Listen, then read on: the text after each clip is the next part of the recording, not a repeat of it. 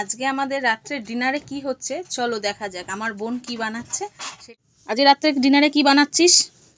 High বন্ধুরা, আজকে আমরা বিরিয়ানি বানাচ্ছি। এই দেখো আমাদের চাল, হ্যাঁ এটা আমাদের ভাত, এখন রাইস করা আছে।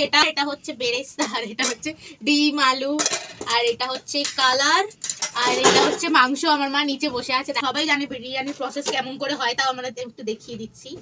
তো এবার আমি দিয়ে দেবো বেরেস্তাটা। অবশ্যই নুন দেবেন, নাহলে আমাদের বিরিয়ানিতে নুন হয় না। এটা আমরা কালার জল দিচ্ছি, এর মধ্যে কেশরও মেশানো আছে, আর শুধু কালার দেওয়া আছে। দিয়ে দেবো বিরিয়ানির মশলাটা, দিয়ে দেবো ঘি। ঘি আপনারা যদি চান তো বেশি করে দিতে পারেন, তাহলে একটু জুসি ভাবটা আসে। আবার আমরা এর উপর থেকে এখানে আমার সমস্ত কিছু দেওয়া কমপ্লিট হয়ে গেছে। লাস্টে আমি ঘিটা দিয়েছি, ঘিটা দিলে একটু জুসি ভাবটা হয় আর কি, সেই জন্য আপনারাও চেষ্টা করবেন বেশি করে ঘি দেওয়ার।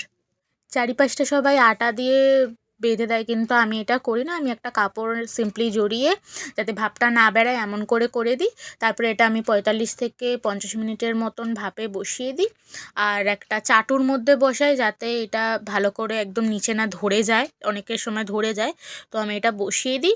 গাইজ, আমাদের বিরিয়ানি কমপ্লিট হয়ে গেছে। কাউটা জাস্ট ওয়াও হয়েছে না? ওয়াও,